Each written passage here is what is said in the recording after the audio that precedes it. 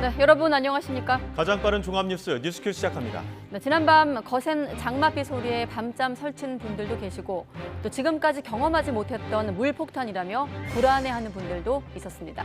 이번엔 충남과 전북에 극한 호우가 예상되고 있습니다. 각 현장 연결하고 제보 화면도 함께 보겠습니다. 김건희 여사 일가 땅 특혜 의혹으로 시작된 서울 양평고속도로 종점 변경 논란이 정쟁으로 번졌습니다.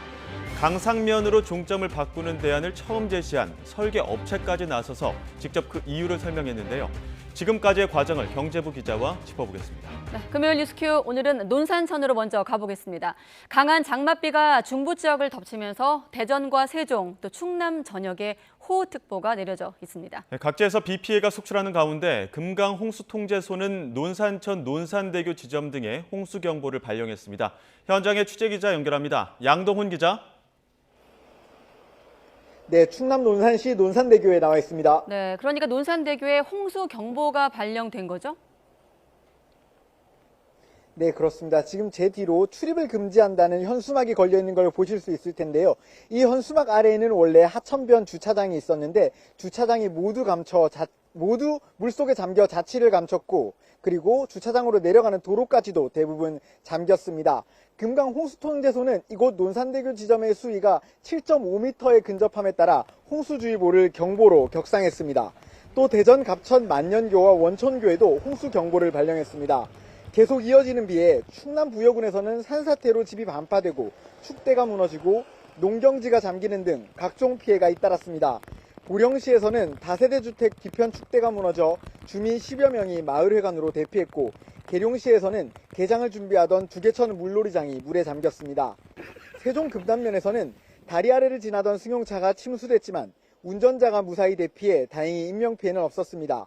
소방당국에는 나무가 쓰러졌다거나 빗물이 들어찬다는 등의 신고가 100건 넘게 접수됐습니다. 현재 대전과 세종, 충남 남부 지역에 호우경보가, 충남 북부 지역에는 주의보가 내려져 있습니다.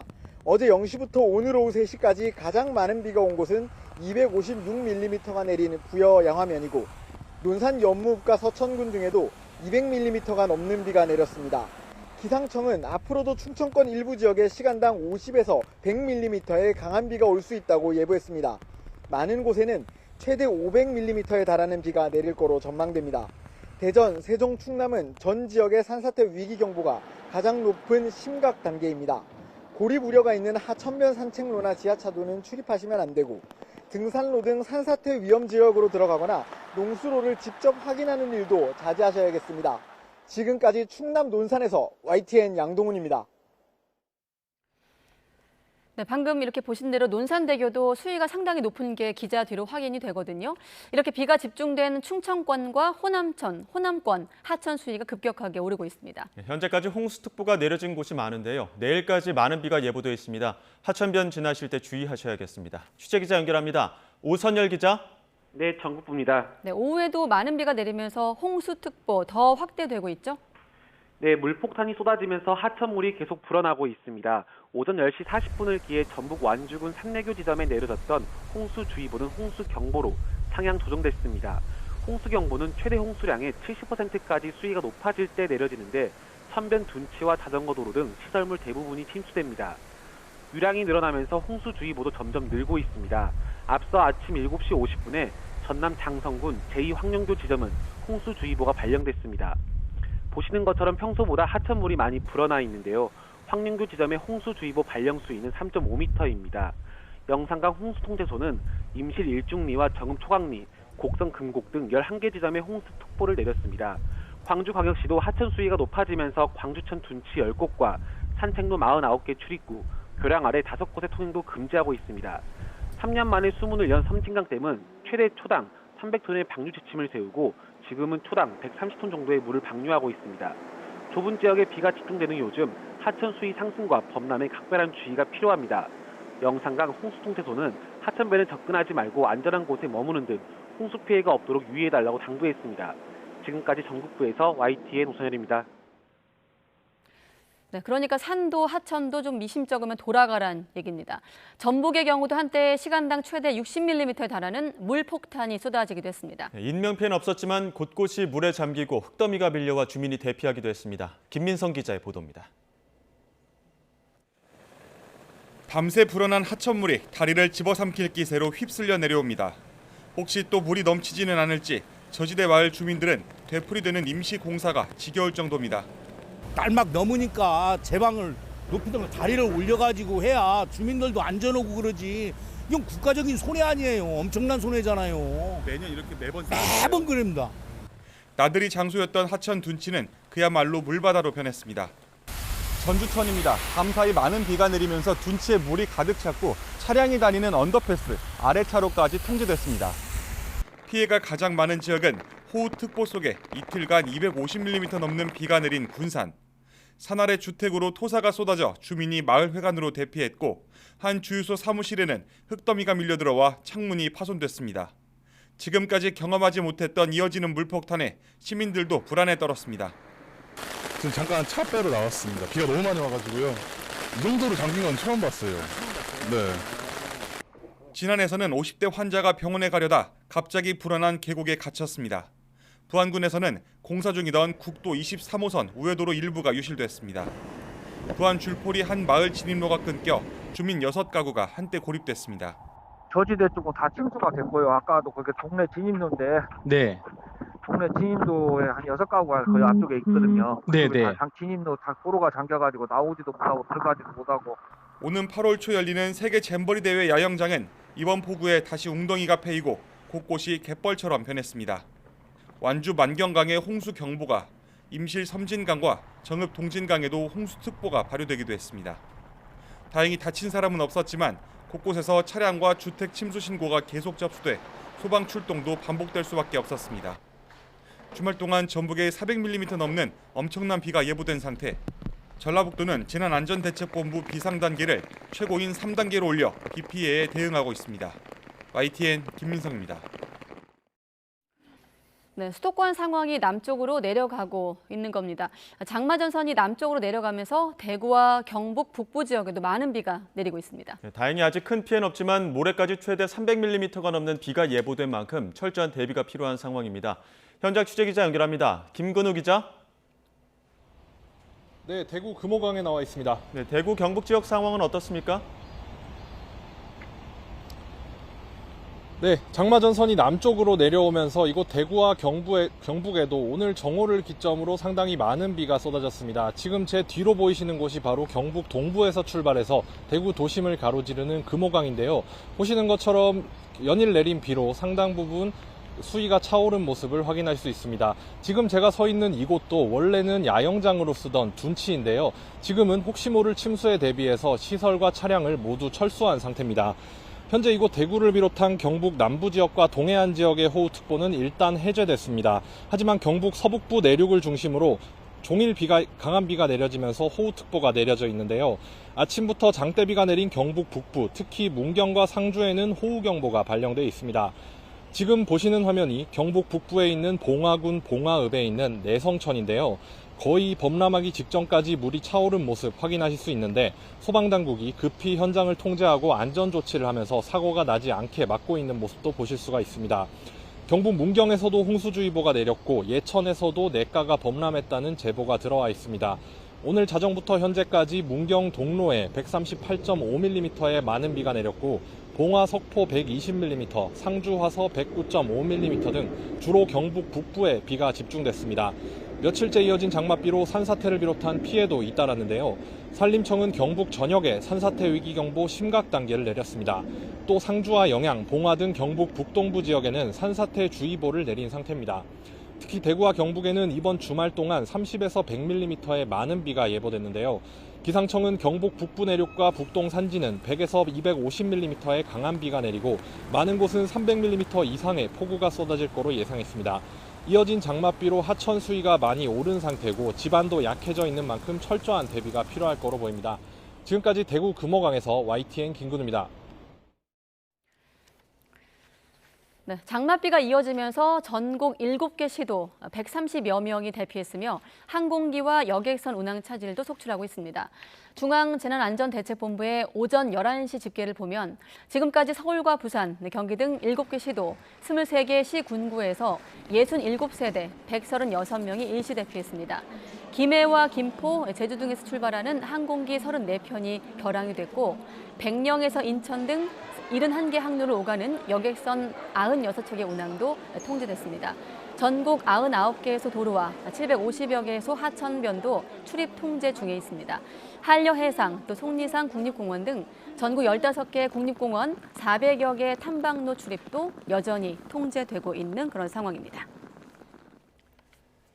중부지방에 쏟아부은 집중호우로 전국 학교 3곳에서 시설 피해가 발생했습니다. 교육부는 서울 특수학교 한 곳의 주차장 시설이 일부 파손되고 충남에서 초등학교 한 곳과 고등학교 한 곳의 외부 주차장이 침수된 사실을 확인했다고 밝혔습니다. 더불어 광주와 경남, 충남에서 18개 학교가 집중호우로 등교 시간을 조정했고 서울과 충남의 2개 학교는 단축 수업을 진행했습니다. 네, 전국에 많은 비가 내리면서 중앙재난안전대책본부도 위기경보를 최고 수준인 심각 단계로 격상한 가운데 정부가 추가 피해를 막는 데 주력하고 있습니다. 호우 대처 점검회의를 주재한 한덕수 국무총리는 특히 북한의 환강댐 방류 가능성에도 각별한 주의를 기울여달라고 당부했습니다. 직접 들어보시죠. 임진강 상류인 황해도에도 많은 비가 예상된다고 합니다. 따라서 북한의 환광댐 방류 가능성에도 철저히 대비해야 합니다. 환경부와 수자원 공사는 필승교 수위를 상시 모니터링하면서 이상 징후가 발견되면 군남댐 홍수 조절 기능을 적시에 가동해 주시기 바랍니다. 무엇보다 중요한 것은 인명 피해가 없도록 하는 것입니다. 인명 피해 제로를 최우선 가치로 하여 모든 공직자들이 장마가 끝날 때까지 긴장을 늦추지 말고 대응해 주시기 바랍니다. 북한이 폭우로 인해 환강댐 방류를 하면 사전에 미리 통보해달라는 우리 정부 요청에 반응을 보이지 않고 있습니다. 이효정 통일부 부대변인은 정부가 지난 6월 30일 북한의 댐 방류 시 사전 통보해달라고 요청한 바 있지만 아직 북한 반응이 없는 상황이라며 관계 기관과 협업해 상황을 안정적으로 관리하도록 노력하겠다고 설명했습니다. 앞서 북한은 지난 2005년 임진강 상류에 환강댐을 건설했는데 지난 2009년 북한의 무단 방류로 우리 국민 6명이 숨졌습니다. 네, 아세안 관련 외교장관 회의 이틀째이자 마지막 날인 오늘 가장 많은 회원국이 참여하는 아세안 지역 안보 포럼 ARF 회의가 시작이 됐습니다. 특히 ARF는 북한이 유일하게 참가하는 다자 안보 협의체여서 남북 간의 만남이 성사될지도 관심입니다. 자카르타 현지에 나가 있는 취재기자 연결하겠습니다. 신현중 기자. 네, 인도네시아 자카르타에 나와 있습니다. 네, 회의 시작한 지 한 1시간 정도 됐는데 회의장 분위기 알려주시죠. 네, 아세안 지역 안보 포럼 외교장관 회의는 우리 시각으로 오후 3시 15분부터 시작돼 1시간 가까이 진행되고 있습니다. 회의에는 아세안과 한미일, 북중러 등 26개 나라 대표들이 참석했는데요. 북한이 유일하게 참가하는 영내 다자 안보 협의체여서 남북 대표 간의 우연한 만남이 성사될지가 관심입니다. 북측에서는 지난해에 이어 올해도 최선희 외무상 대신 안광일 주 아세안 대사가 대표로 참석했습니다. 앞서 박진 외교부 장관은 북한이 아세안 외교장관 회의 기간에 대륙간 탄도미사일을 발사한 만큼 북측 인사를 만나면 도발을 중단하고 비핵화의 길로 복귀해야 한다는 정부의 입장을 분명히 얘기할 것이라고 강조했는데요. 지난해에도 안 대사는 박 장관과 만나긴 했지만 냉랭한 반응을 보였고 대화를 나눈 자체를 부정하기도 해 이번에도 박 장관과의 인사를 꺼릴 수도 있을 것으로 보입니다. 한편 북한은 ARF 회의에서 북측의 도발이 한미의 군사훈련에 맞서는 자위권 행사라며 정당성을 주장할 것으로 예상됩니다. 하지만 앞서 아세안 외교 장관들까지 북한의 ICBM 도발에 대해 경악했다며 규탄 성명을 내고 이례적으로 엄중한 우려를 표시한 만큼 ARF 의장 성명 등에는 북한 도발에 대한 규탄 메시지가 담길 가능성이 커진 것으로 보입니다. 네, 그리고 한국과 중국, 이 한중 고위급 회담은 오늘 중에 열리는 건가요? 네, 그렇습니다. 싱하이밍 대사의 배팅 발언 등으로 급속히 냉각된 한중 관계 개선을 모색하기 위해 오늘 한중 양자 회담이 추진됩니다. 중국에서는 칭강 외교부장 대신 왕이 중국 공산당 중앙정치국 위원이 이번 회의에 참석했는데요. 한중 양국은 이번 아시안 외교장관 회담을 계기로 한중 고위급 만남의 필요성을 공감하고 조율을 계속해온 만큼 곧 만남이 이뤄질 것으로 보입니다. 두 사람은 어제 열린 아세안 플러스 3회에서 잠깐 만나기도 했는데요. 오늘 회담이 성사된다면 지난해 칭다오 회담 이후 약 1년 만에 양자회담 형태로 다시 만나게 되는 셈입니다. 박 장관은 양자회담이 성사되면 상호 존중과 호혜에 입각한 한중 관계 발전을 위해 양자가 노력해야 한다는 점을 강조할 것으로 보입니다. 한미일 3국 외교장관 회담은 오늘 저녁 ARF 회의가 끝난 뒤에 열립니다. 여기에서는 세 나라 장관들이 아세안 외교장관 회의 기간에 감행한 북한의 미사일 도발을 강력히 규탄하고 3국 공조의 중요성을 재확인할 것으로 예상됩니다.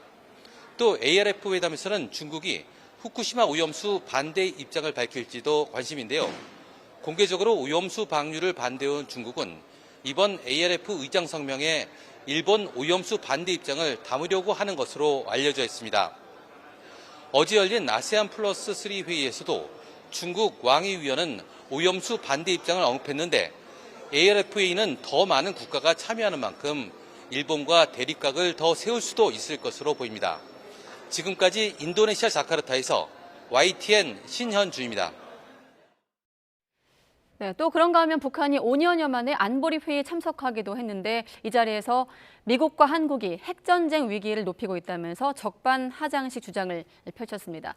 북한의 화성 18형 발사 문제를 논의하기 위해 열린 UN 안전보장이사회 긴급회의. 이번에도 중국과 러시아의 목리로 아무 성과를 내지 못했습니다.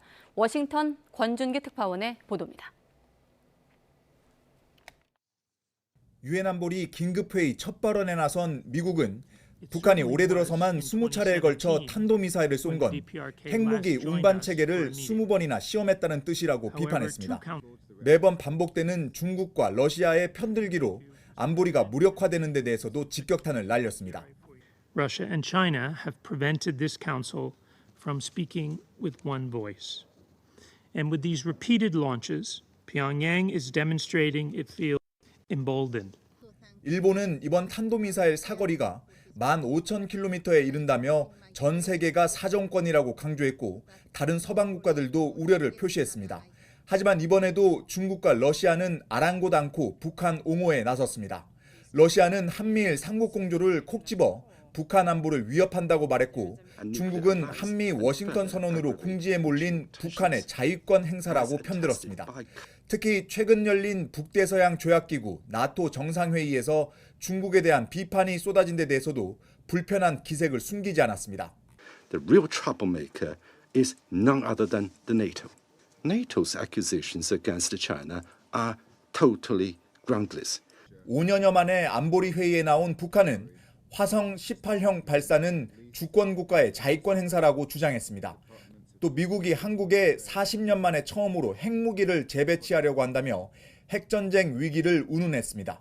Unprecedentedly driving regional situation to the brink of nuclear war by frequently deploying nuclear power submarine. 우리 측 황중국 대사는 90여 차례 미사일을 쏜 북한은 일주일에 한 번꼴로 안보리 결의를 위반한 셈이라며 북측의 억지 주장을 전면 반박했습니다. It is ironic that a member that categorically rejects the authority of this council still gets the opportunity to spread its absurd propaganda. 북한이 5년 반 만에 안보리 회의장에 등장한 건 중국, 러시아와 함께 반서방 국가 전선을 형성하려는 의도로 보여 앞으로도 북한의 안보리 등장이 잦아질 가능성이 있어 보입니다. 워싱턴에서 YTN 권준기입니다. 네, 이렇게 안보리 긴급회의는 성과를 못 냈고요. 북한 화성 18형 발사에 대응한 정부 차원의 조치가 나왔습니다. 윤석열 정부 들어 10번째 대북 독자 제재안인데 정부가 북한 군부 1인자인 총정치국장을 비롯해서 북한 핵미사일 개발과 자금 조달에 관여한 개인 4명, 또 기관 3곳을 제재 대상으로 지정했습니다. 이어서 조수영 기자입니다. 북한이 고체 연료 기반 신형 ICBM을 쏘아 올린 지 이틀 만에 외교부가 대응에 나섰습니다. 북한 핵미사일 개발과 자금 조달에 관여한 개인 4명과 기관 3개를 독자 제재 대상으로 지정한 겁니다. 개인 4명에는 북한 군부 1인자인 정경택 총정치국장과 박광호 전 노동당 선전선동부장이 포함됐습니다.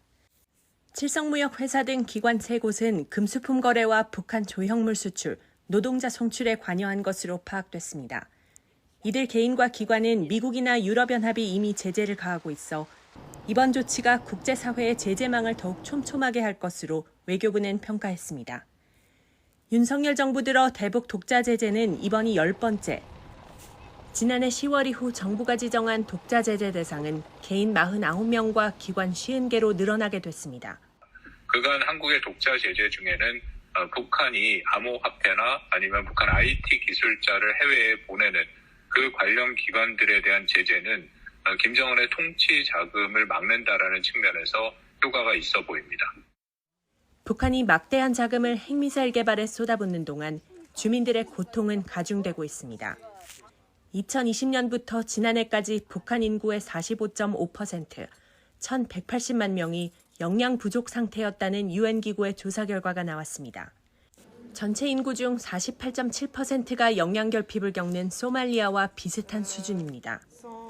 코로나19에 따른 북한 국경 폐쇄로 유엔 등 국제사회가 지원할 길이 막히면서 3년이 넘도록 북한의 식량난이 개선되지 못하고 있습니다.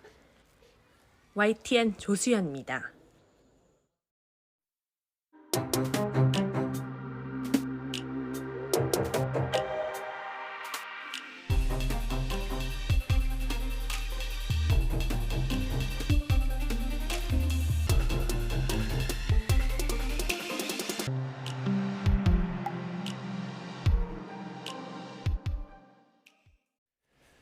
네, 그럼 장마전선 위치와 호우 상황 그리고 주말과 다음 주 전망까지 짚어보겠습니다. 김진두 YTN 기상재난 전문 기자와 함께하겠습니다. 어서 오십시오. 안녕하세요. 네.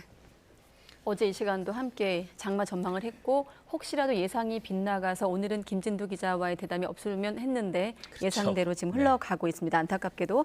자, 어젯밤 사이에 수도권을 강타했던 장마 전선, 오늘은 충청권에 지금 머물고 있는 겁니까? 그렇습니다. 어제 밤 사이에 수도권에 200mm 가까이 내렸습니다. 최고 200mm 정도가 내렸는데 네. 다행히 시간당 50mm, 3시간에 90mm라는 극한호우 조건을 만족시키는 비는 없었습니다. 한 어젯밤부터 오늘 새벽까지 굉장히 긴 시간 동안 시간당 20-30mm 정도의 비가 꾸준히 내리면서 네. 최고 강우량이 200mm에 달했지만 극한호우 상황은 없었습니다. 하지만 워낙 강한 비가 오랫동안 내렸기 때문에 곳곳에서 피해가 잇따랐죠. 근데 보시면 지금 장마전선은 충청권으로 밤사이 내려왔습니다. 그런데요, 이 모습을 잘 보시면 지금은 이쪽 충청남도 지역하고요. 이쪽은 전라북도와 충청남도의 경계, 전라북도 약간 북부 쪽에 굉장히 띠 형태로 긴 구름이 형성이 돼 있습니다. 네. 그런데 이게 전 시간으로 비교하면 약간 다릅니다.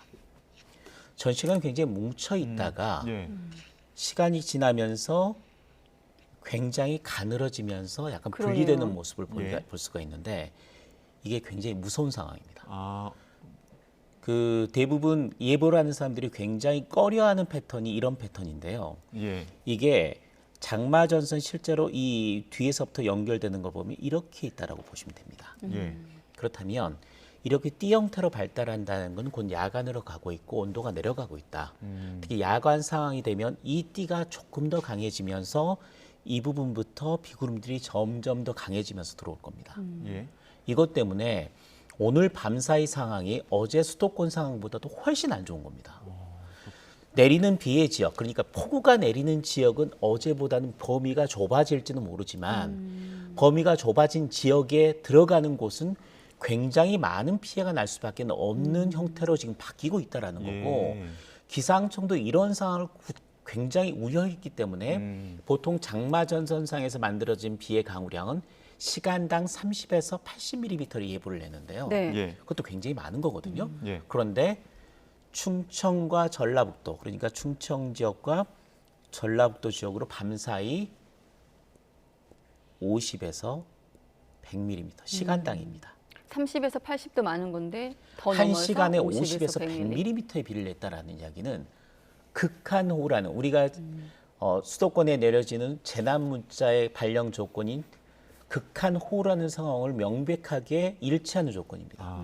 물론 충청과 호남 지역은 재난 문자가 발생되지 않지만 기상청이 이 지역에 계속해서 재난 문자를 발송할 수밖에 없는 굉장히 위험한 상황이 오늘 밤에 벌어진다라고 보시면 됩니다. 예, 서울은 간밤에 극한호우까지는 피했는데 오히려 저기 지금 충청과 전북은 이제 밤 사이에 극한호우에 버금가는 비가 올 수 있다라는 거죠. 더 안 좋은 이야기는 뭐냐면 오늘 오전부터 벌써 비가 많이 왔습니다. 네. 충청 지역과 전라북도 지역에 최고 280mm 정도가 왔거든요. 예. 그런 상태에서 밤사이 시간당 50mm가 예. 넘는 비가 쏟아진다고 하면 총 강우량이 내일과 모레까지 400mm 예보가 나왔습니다. 예.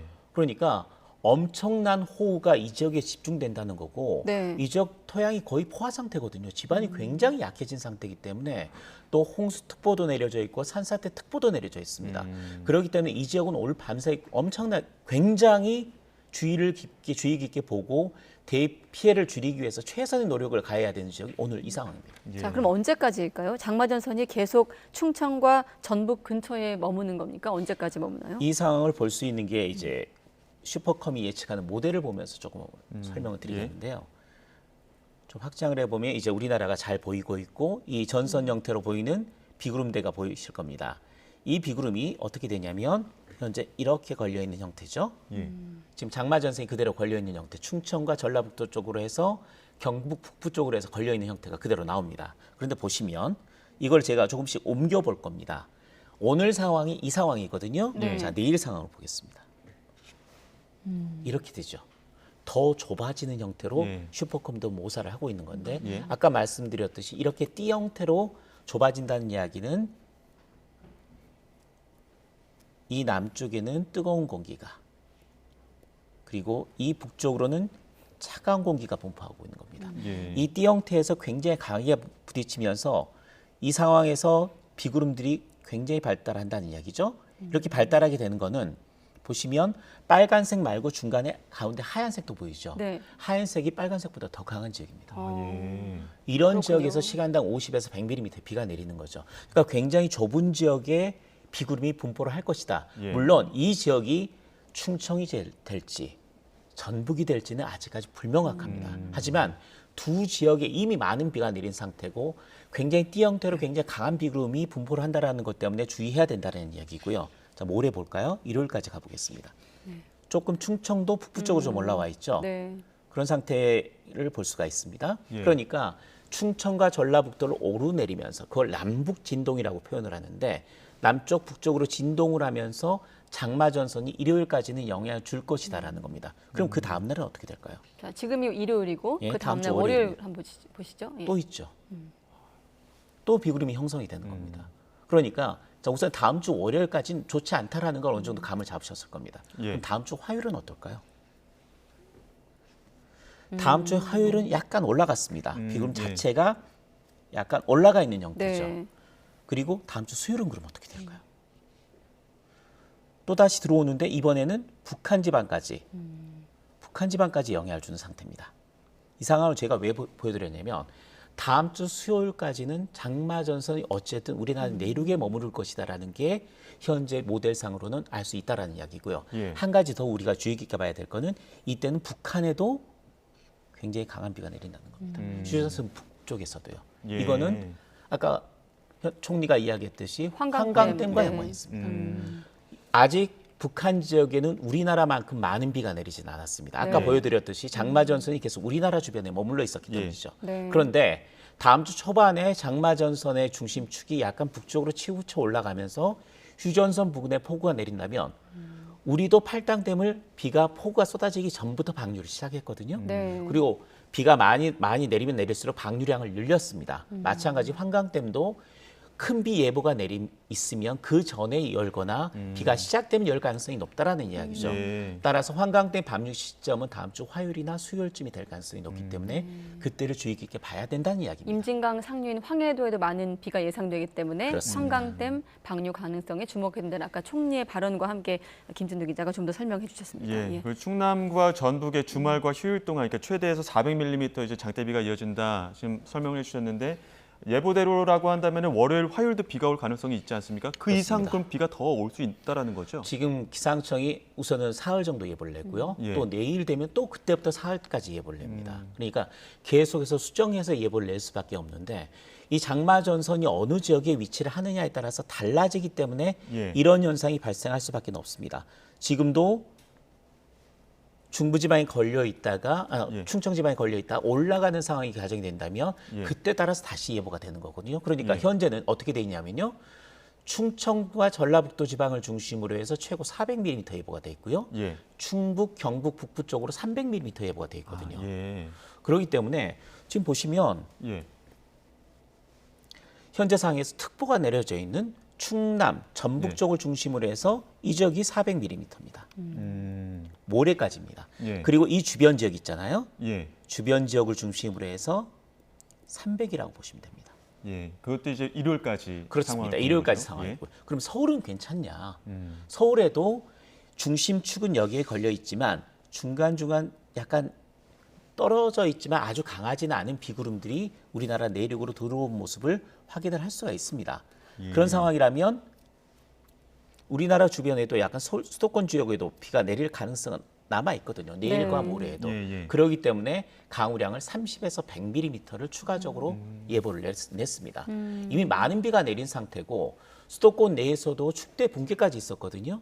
이 정도의 비가 더해진다면 가장 우려되는 건 침수보다는 산사태나 축대 붕괴를 수도권에서도 일요일까지는 굉장히 주의 깊게 살펴야 합니다. 네, 축대 붕괴, 산사태 위험도 커지고 있다. 아까 집안 포화 상태가 한계에 왔다 이런 말씀하셨는데 아까 우리가 재난 문자 얘기를 했거든요. 지금은 아직은 재난 문자가 도입됐지만 수도권에 제한돼 있는 거죠. 지난해 서울에 굉장히 많은 비가 왔고 침수 사태가 있었고 사람 인명피해까지 났기 때문에 재난 문자를 기상청에서 주도적으로 해서 수도권 지역만 시범 운영을 하고 있는 겁니다. 그런데 이 재난 문자는 의미가 굉장히 큽니다. 예보를 기상청이 내는데요. 예보는 사람들이 그 예보에 주의 깊게 지켜봐야지만 알 수가 있고 특보를 내도 마찬가지입니다. 그런데 재난 문자는 예보나 특보 사항이 제대로 못 맞추는 예보가 틀리더라도 재난 문자는 현재 비가 많이 내리는 지역을 중심으로 내려지는 거거든요. 그러니까 인명 피해를 줄일 수 있는 유일한 최선의 수단이 재난 문자라고 보시면 됩니다. 그런데 기상청에서 자체 인력과 자체 예산을 들여서 지금 수도권만을 하고 있는데 이거는 원래 내년부터는 전국으로 확대한다고 지금 예상이 돼 있는데 최대한 빨리 다른 지역으로 확대하는 방안을 연구를 해야 됩니다. 행안부를 중심으로 해서 재난 문자는 인명을 살릴 수 있는 굉장히 중요한 수단이고 유일한 수단이기 때문에 이 재난 문자를 수도권만이 아니라 전국으로 확대해서 시간당 50mm, 3시간에 90mm의 극한호우 상황을 국민들이 인지하고 대피할 수 있는 골든타임을 벌어줘야 됩니다. 당장 오늘 밤이 아쉬우니까요. 오늘 밤부터 일요일까지가 얼마나 아쉬운 상황입니까? 충청과 전라북도 지역은 받지를 못하거든요. 지금 어제도 당장 장마가 언제 끝날지 워낙 변수가 많다고 하셨지만 오늘 예보를 좀 봤을 때는 장마 언제까지 좀 이어질 것으로 예상하십니까? 그건 어쨌든 슈퍼컴퓨터 예측을 봐야 되는데요. 이게 문제가 슈퍼컴퓨터라고 해도 시간이 멀면 멀수록 예측 가능성이 떨어집니다. 왜냐하면 오늘을 바탕으로 해서 미래를 예보를 하는 거기 때문에 그 정확도가 떨어지거든요. 그런데 보면 다음 주 정도 되면 이런 형태로 바뀝니다. 근데 이게 저는 이 장마 전선이 그대로 남쪽에 넘어오고 있거든요. 북태평양 고기에 확장을 한다면 이 장마 전선이 여기에 가 있어야 됩니다. 북한 쪽에 가 있어야 되는데 남쪽에 있거든요. 그리고 다른 시간대도 볼까요? 이 다음 주인 거죠? 다음 주 후반입니다. 다음 주 후반에도 보면 애매하게 돼 있습니다. 여기도 하나 남아 있고요. 그 다음에 올라가는 게 돼 있죠. 그러니까 이 남쪽에 있는 것만 없어진다면 북태평양 고기압이 밀면서 장마가 끝나는 겁니다. 이 시기가 다음 주 토요일 정도. 그러니까 다음 주 토요일 정도쯤이면 장마가 끝날 가능성이 있으나 그 전에 남아있는 여러 가지 요소들을 좀 봐야 된다. 또 계속해서 매일 이 상황이 바뀌고 있기 때문에 장마 끝이라고 현재 언제라고 단언하기는 상당히 어려운 상황입니다. 네, 알겠습니다. 일단 오늘 밤 사이에 비구름이 강력히 발달해서 아까 말씀하신 충남과 전북 지역 주민들은 좀 더 긴장해야 되겠습니다. 네, 김진두 기상재난 전문기자와 함께했습니다. 고맙습니다.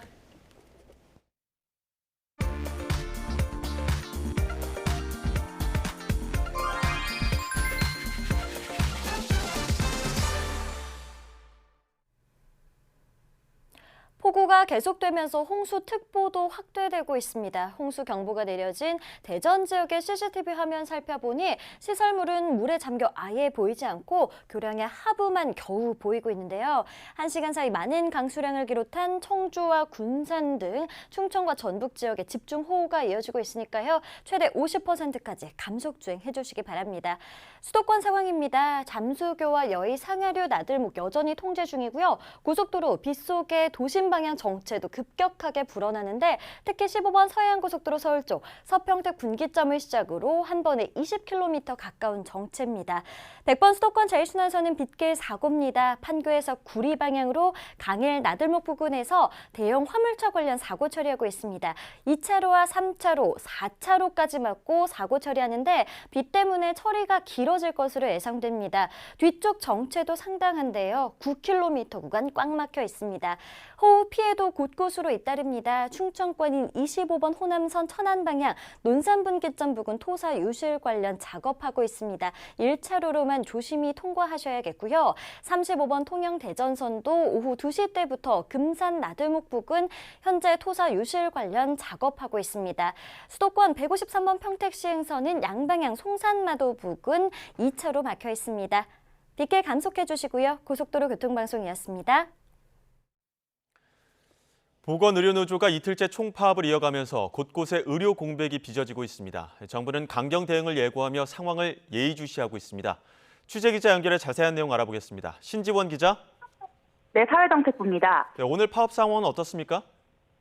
네, 보건의료노조는 서울 광화문과 부산, 광주, 세종 등 전국 4개 거점 지역에 직결했습니다. 보건의료노조는 간호사나 의사 등 관련 인력 확대와 간호간병 서비스 통합 서비스 확대를 요구하고 있는데요. 지난 2021년 노정 합의 내용을 정부가 이행하지 않으면서 이번 보건의료노조 파업을 정치행동으로 몰아가고 있다고 비판했습니다. 직접 들어보시겠습니다. 정치 파업으로 매도하면서 어떤 해결책도 내놓지 않고 있는 보건복지부야말로 진짜 업무를 개시해야 하는 것 아닙니까? 네, 보건의료노조는 어제에 이어 오늘도 전국 140개 사업장에서 4만여 명이 참여했다고 밝혔는데요. 필수 의료 인력은 참여하지 않고 있지만 관련 절차에 필요한 인력들이 파업에 동참하면서 일부 병원에서 진료 차질이 빚어지고 있습니다. 보건의료노조는 정부와 협상이 되지 않으면 앞으로 총파업이 무기한 연장될 수 있다고 예고했는데요. 잠시 뒤 5시에 기자회견에서 총파업 연장 여부를 밝힐 예정입니다. 네, 그럼 정부는 현재 어떻게 대응하고 있습니까? 네, 정부는 오늘 오후 긴급 상황 점검 회의를 열었습니다. 박민수 보건복지부 2차관은 각 시도 단체장들과 함께 지역별 상황을 점검하고 대응 수준을 논의했습니다. 직접 들어보시겠습니다. 시도 차원에서도 비상진료대책본부를 구성하여 필수 유지 업무를 점검하는 등 높은 수준의 긴장감을 갖고 환자 진료 차질이 최소화될 수 있도록 적극 대응해 주시기 바랍니다. 네, 정부는 보건의료노조의 요구사항이 이미 관련 정책을 통해서 추진되고 있다는 입장인데요. 정당하지 않은 파업에 돌입할 경우에 법과 원칙대로 엄정하게 대응하겠다면서 업무 개시 명령 가능성도 언급한 바 있습니다. 또 보건복지 의료 재난 위기 단계를 주의로 상향하고 현재 의료 공백 상황을 예의주시하고 있습니다. 지금까지 사회정책부에서 전해드렸습니다. 총파업을 벌이고 있는 보건의료노조가 정부의 업무 개시 명령 언급을 비판했습니다. 보건의료노조는 성명에서 이번 총파업은 법에 따라 진행되는 합법적이고 평화적인 파업이라고 강조했습니다. 또 총파업이 의료 대란을 야기하는 게 아니라 응급실 뺑뺑이 사망이나 의사 부족으로 인한 필수 의료 공백으로 환자들이 거리에서 죽어나는 현실이 진짜 의료 대란이라고 주장했습니다. 그러면서 업무 개시 명령을 검토할 시간이 있다면 노조의 정당한 요구부터 검토하라고 비판했습니다. 일본 원전 오염수 방류 문제와 관련해 국민의힘은 더불어민주당이 국익 자해와 다름없는 괴담을 수출하면서 수산업계 우려를 키우고 있다고 비판했습니다. 민주당은 윤석열 대통령이 한일 정상회담에서 사실상 방류를 용인했다는 주장을 이어가면서 귀국하면 국민에게 직접 설명하라고 촉구했습니다. 국회 연결합니다. 조성호 기자. 네, 국회입니다. 네, 윤 대통령 귀국을 앞두고 오염수 공방은 계속되고 있죠. 네, 국민의힘은 민주당이 태평양 도서국의 오염수 방류 반대에 연대해달라는 서한을 보내고 방일 쇼를 하면서 괴담 수출에 열을 올리고 있다고 비판했습니다. 박대출 정책위 의장은 이렇게 말하면서 그러는 사이 국내 수산업계는 소비 위축에 수출길이 막히는 것을 우려하고 있다고 말했습니다. 들어보시죠. 민주당에게 묻습니다. 괴담은 수출하고 국내 수산물은 수출을 막으려 하는 것입니까? 국익 자해나 다름없는 자해, 괴담몰이 중단하기 바랍니다. 민주당은 더 이상 우리 어민들을 괴롭히지 말기 바랍니다. 민주당은 윤석열 대통령을 향해 한일 정상회담 내용을 귀국 뒤에 국민에게 직접 설명하라고 촉구했습니다. 박광온 원내대표는 여름부터 방류할 계획을 유지하겠다는 일본 입장을 언급하면서 최인접국인 한국이 국민 걱정과 우려, 반대는 외면하고 정상회담에서 해양 투기를 용인하면서 일본은 더 힘을 얻고 있는 모양이라고 지적했습니다. 들어보시겠습니다. 기자회견을 갖고 국민들께 정상회담의 내용을 소상하게 밝히기 바랍니다. 그리고 후쿠시마산 수산물 수입 금지를 어떻게 유지할 것인지에 대해서도 입장을 밝혀주시기 바랍니다. 국회 환경노동위원회 전체 회의에서도 방류 계획이 국제 안전 기준에 부합한다는 IAEA 보고서를 신뢰한다는 정부 입장을 야당은 질타했고 여당은 이전 정부 입장과 같다며 옹호하면서 공방을 주고받았습니다. 네, 서울 양평고속도로 논란과 관련해서도 여야가 계속 대치 이어가고 있죠. 네, 국민의힘은 민주당이 원희룡 국토교통부 장관을 공수처에 고발한 것은 국정조사 명분을 스스로 만들려는 것이라고 비판했습니다. 윤재옥 원내대표는 이같이 말하면서 주민들조차 거부하는 양서면 종점 원안을 고집하면서 민의 수렴이라는 민주주의의 기본조차 망각한 태도를 보인다며 국민의 외면을 받을 수밖에 없다고 지적했습니다. 들어보시겠습니다. 노선 변경 검토에 관여한 사실이 없음을 상세히 설명했음에도 침소봉대하여 직권 남용으로 몰고 가는 것은 선을 넘는 엄의 공작이 아닐 수 없습니다. 국회 국토교통위원회 소속 국민의힘 의원들은 오늘 오전 예비 타당성 조사 통과 당시 종점인 양평군 양서면을 현장 방문해서 주민들을 만나면서 여론전에 나섰습니다.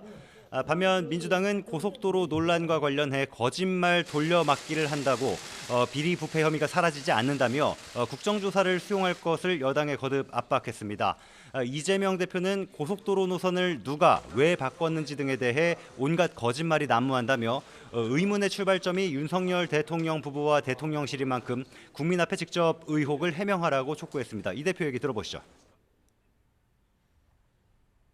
있는지도 몰랐던 용역 보고서를 토대로 종점을 바꿨다. 그랬더니 마침 그 근처에 대통령 처가 땅들이 많이 있더라. 이런 주장을 믿으라는 것입니까? 민주당은 노선 변경 의혹을 따지겠다며 국회 운영위원회를 단독 소집했는데 여당이 윤석열 대통령 순방과 윤재호 원내대표 취임 100일 등을 이유로 불참하면서 회의는 반쪽으로 진행됐습니다. 민주당 의원들은 다음 운영위 일정을 정할 걸 요구하면서 목소리를 높였지만 사회를 맡은 윤재호 원내대표가 받아들이지 않았습니다.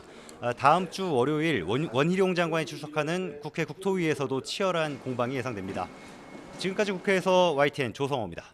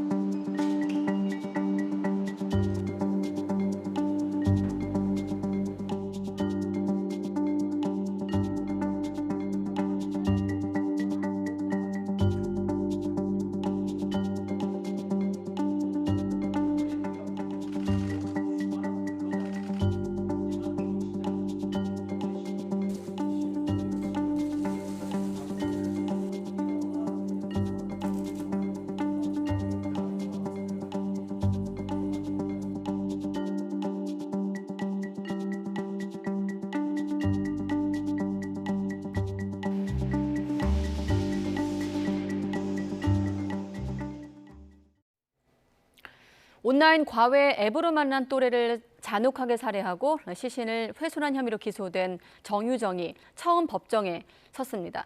전체적으로 잘못을 시인한다는 태도를 보였는데 앞서 재판부에 제출한 반성문에는 판사가 안 읽어볼 것 같은 의심을 가득 담기도 했습니다. 차상은 기자입니다. 연한 녹색의 수영자 옷을 입은 정유정이 부산지법에서 모습을 드러냈습니다. 출석 의무가 없는 공판 준비기일에 법정에 온 겁니다. 변호인은 검찰의 공소 사실을 듣고는 세부적으로 약간 다른 부분이 있지만 전체적으로는 잘못을 인정한다고 했습니다. 정유정은 변호인과 같은 입장인지 재판부가 묻자 네라고 짧게 답했습니다. 앞서 정유정은 재판부에 반성문을 제출하기도 했는데 판사가 실제로 읽을지 의심하는 내용을 페이지마다 담았습니다. 이를 두고 재판부는 구체적으로 모두 읽어본다며 본인이 쓸 내용이 있다면 써내라고 설명했습니다. 또 반성문에 적힌 가족과 학교 생활에 관한 내용을 더 상세히 적어 제출하라고 요구하고 다음 달에 공판 준비기일을 한 차례 더 열기로 했습니다. 정유정은 국민참여재판은 거부하고 국선 변호인 대신 별도의 사선 변호인을 선임했습니다. 변호인은 취재진 질문에 별도 입장을 말하지 않았습니다. 범행 사실에 대해서는 다 인정을 하고 있습니까? 한 말씀만 해주고 가시죠. 정유정은 지난 5월 온라인 과외 앱으로 만난 피해자를 살해해 시신을 훼손하고 일부를 낙동강 근처에 유기한 혐의로 구속 기소됐고 신상도 공개됐습니다. YTN 최상입니다. 역대 최대 규모의 필로폰을 국내로 들여온 일당의 주범에게 중형이 확정됐습니다. 대법원은 호주 국적의 39살 남성 A씨에게 징역 30년을 선고한 원심의 판단이 부당하다고 볼 수 없다면서 A씨의 상고를 기각했습니다. 마약 미수 혐의로는 역대 최고 형량이 선고된 건데 대법원은 공범인 30대 한국인 남성에게 내려졌던 징역 17년도 같은 이유로 확정했습니다. 이들은 지난 2019년과 2020년 두 차례에 걸쳐 국내 일당을 시켜 멕시코에서 필로폰 902kg을 국내로 몰래 들여온 뒤 498kg을 다시 호주로 몰래 보낸 혐의를 받고 있습니다. 한국전력이 지난 4월 고객에게 이메일을 발송하는 과정에서 이름과 전기를 사용한 장소 등 개인정보 5만 건을 유출한 사실이 뒤늦게 확인됐습니다.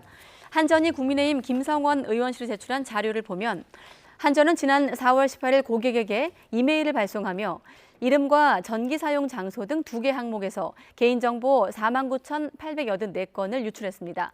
한전은 유출 경위에 대해서 고객 번호와 이메일 주소를 잘못 연결해 해당 고객이 아닌 다른 고객의 이메일 주소로 발송됐다고 설명했습니다.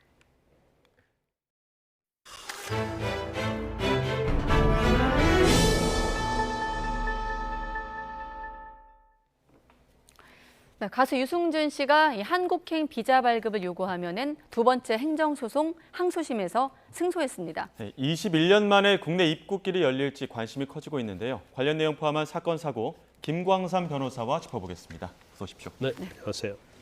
논란 초기부터 그랬습니다만 이번 판결 이후로도 댓글이 많이 달리고 관심이 높은 뉴스 가운데 하나입니다. 자, 유승준 씨, 비자 발급을 둘러싼 2차 소송 항소심에서 승소했거든요. 그러니까 1심의 결과가 뒤바뀐 거죠? 그렇죠.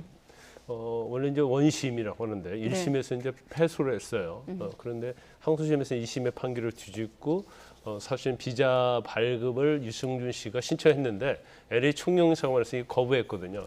이제 거부 자체를 우리가 행정법적 개념으로 처분이라고 해요. 그래서 거부 처분 자체가 잘못했다.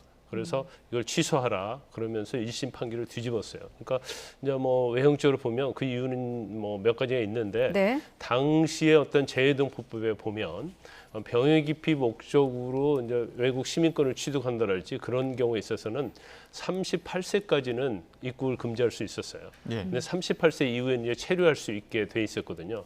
그래서 유승준 씨가 재해동법에 의해서 이제 비자 신청, 해외동포 비자 신청인데 우리가 F4라고 합니다. 이걸 신청했는데 거부당하니까 이걸 가지고 전에 이제 소송을 한번 했다가 사실은 1, 2심에서 패소했는데 대법원에서 또 바뀌었죠. 그래서 유승준 씨한테 유리하게 됐는데 그때는 이제 절차상 하자가 있다는 이유로 했기 때문에 실질적으로 심사를 해보니까 유승준 씨의 비자를 내주면 안 된다 해서 다시 LA 총영사가 또 비자 발급 거부를 한 거거든요. 이거에 대해서 소송을 제기했는데 결국 2심에서는 승소를 하게 된 겁니다. 네, 근데 아까 화면에서도 나왔지만 괄호 열고 구재외동법법 이렇게 되어 있거든요. 어떤 좀 설명을 좀 해주시죠. 이해를 돕기 위해. 방금 화면에 있다시피요. 일단 병역 기피 목적으로 회피하기 위해서 뭐 시민권을 취득한다든지 그러면은 사실 이제 비자 발급을 안 해줄 수도 있죠. 그런데 그 당시 이제 38세까지예요. 그래서 38세 넘으면 국내 체류 자격이 부여된다.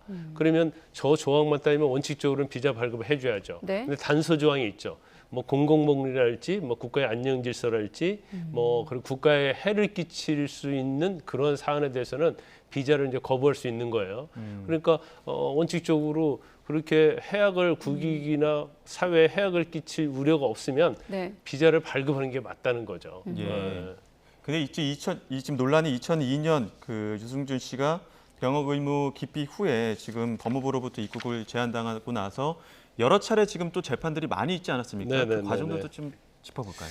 일단 2002년도에 이제 병역 기피 목적으로 미국 시민권을 취득했지 않습니까? 그러니까 법무부에서 바로 영구히 대한민국에 입국할 수 없는 결정을 내렸어요.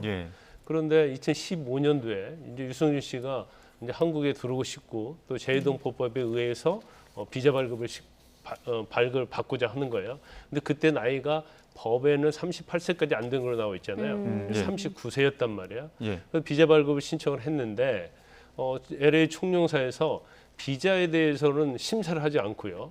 단지 법무부에서 이미 입국 제한 결정이 있었기 때문에 비자 발급 못 온다. 그런데 일반적으로 이런 비자 발급에 대한 거부를 하려고 하면 법적으로는 서면을 하게 돼 있거든요. 근데 이제 전화로 통보를 한 거예요. 비자 발급 거부에 대해서. 그래서 그 부분에 대해서 이제 소송을 한 거죠. 그래서 1심과 2심에서는 또 유승준 씨가 졌어요. 그러다 대법원에서는 서면 통보했는데 서면 통보하지 않았다.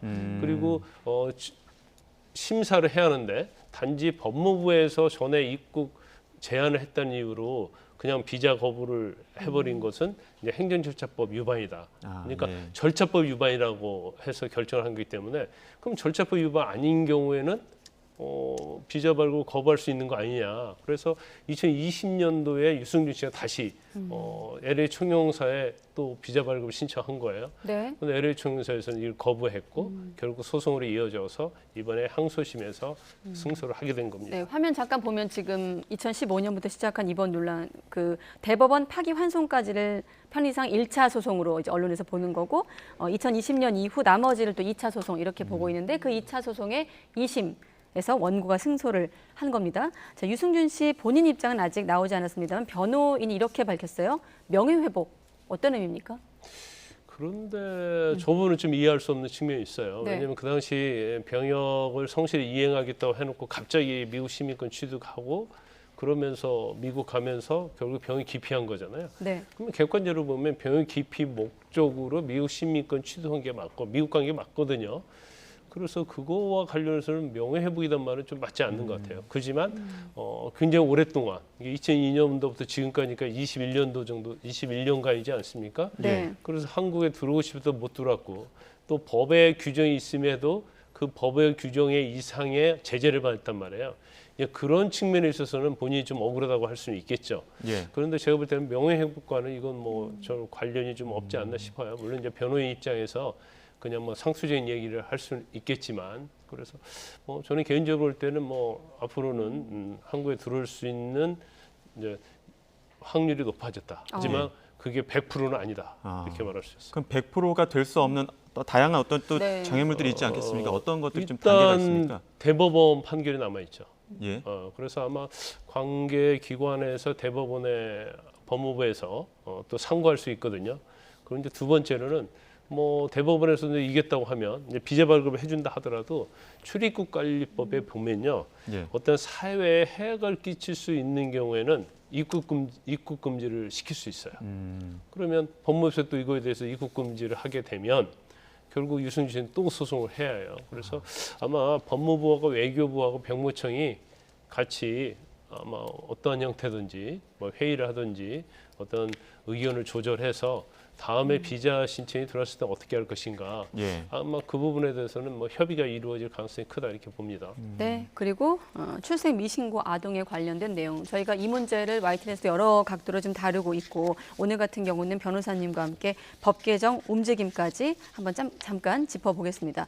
일단 경찰이 이렇게 출생 신고가 누락된 영아 전수조사 과정에서 또 수상한 사례를 발견했습니다. 이번엔 태어난 지 이틀 된 아들을 야산에 묻어 숨지게 한 혐의를 받는 친모가 6년 만에 구속이 됐어요. 네. 일단 뭐 지금 전수조사 하고 있잖아요. 네. 그래서 이제 1,000명 이상을 상대로 전수조사를 해요. 그런데 그 중에서 이제 34명 정도가 사망한 걸로 밝혀졌고, 결국은 출산은 됐는데 이제 병원에서 출산하는 경우죠. 개인적으로 출산하면 사실은 그거 우리가 추적할 수가 없으니까. 네. 근데 출생 신고가 안 된 케이스를 전수조사에서 수사하다가 이번 발견된 건데, 이 내용은 그래요. 이제 그 출산을 목포에 있는 병원에서 출산을 합니다. 예. 그러면 애를 데리고 광양에 있는 이제 친정집으로 가요. 예. 네. 그 친정집에 가서 자기가 화장실 한 이틀 정도 됐는데 화장실 갔다 왔는데 애가 사망을 했다.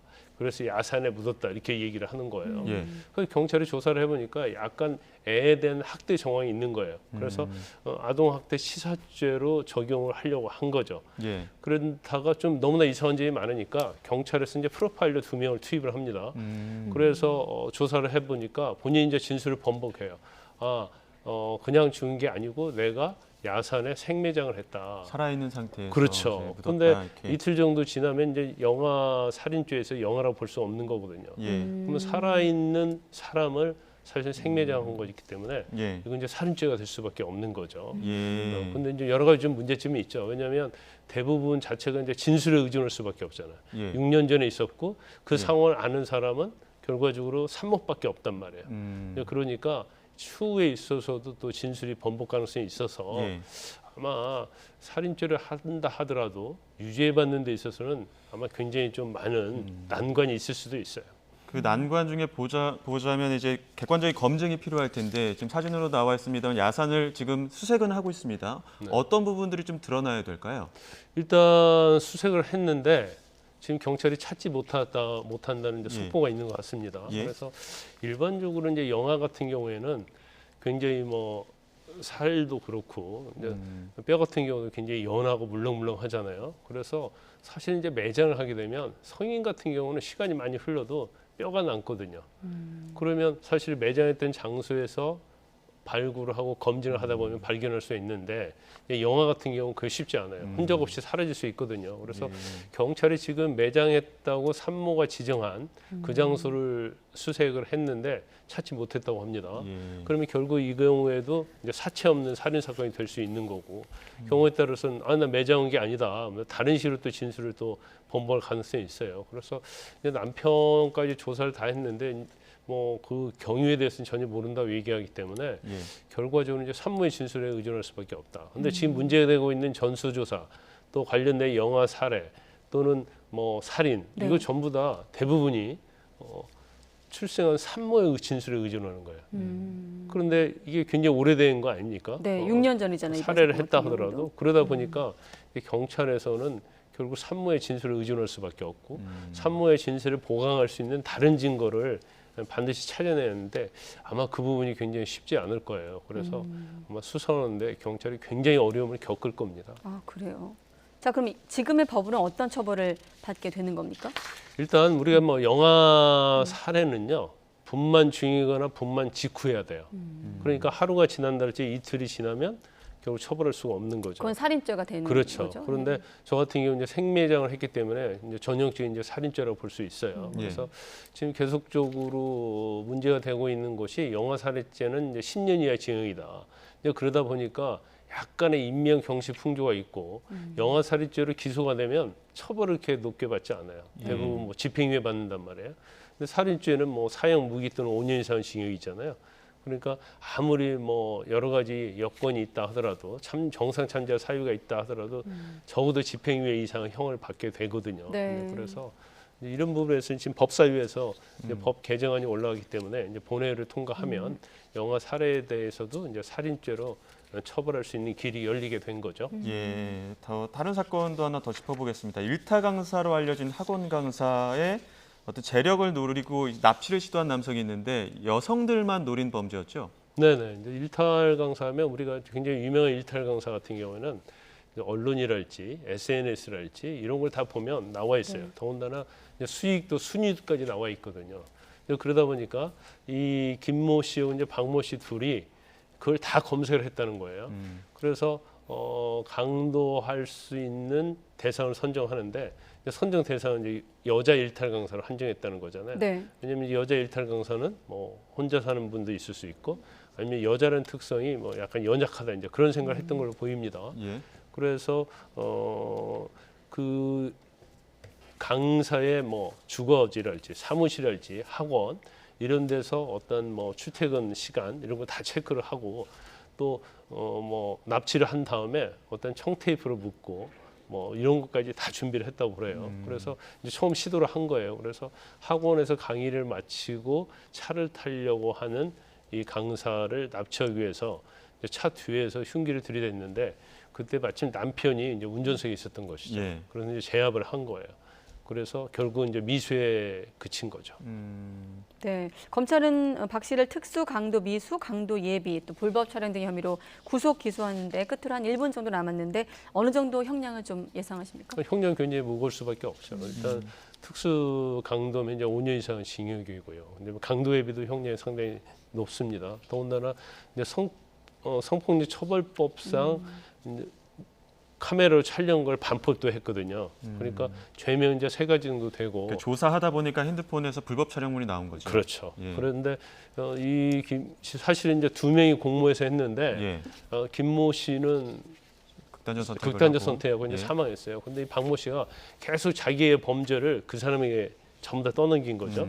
근데 경찰에서는 이걸 추적을 해보고 뭐 포렌식 해보고 통화 내역 조사해보고 지문 감시해보니까 같이 이제 공범관계를 밝힌 거죠. 그러니까 자기 범행도 남에게 떠넘기면서 범행 자체가 굉장히 죄질이 불량하기 때문에 뭐 형량은 지금 뭐 몇 년이다 얘기할 수는 없지만 아주 엄중한 형이 선고될 걸로 보입니다. 네, 엄중한 형이 선고돼야 되는 이유는 지금 자막에서처럼 범행의 목적이 유흥비가 부족했다는 이유가 나오고 있는 그런 것도 있지 않을까 싶습니다. 네, 사건 사고 오늘은 김광삼 변호사와 함께했습니다. 고맙습니다. 네.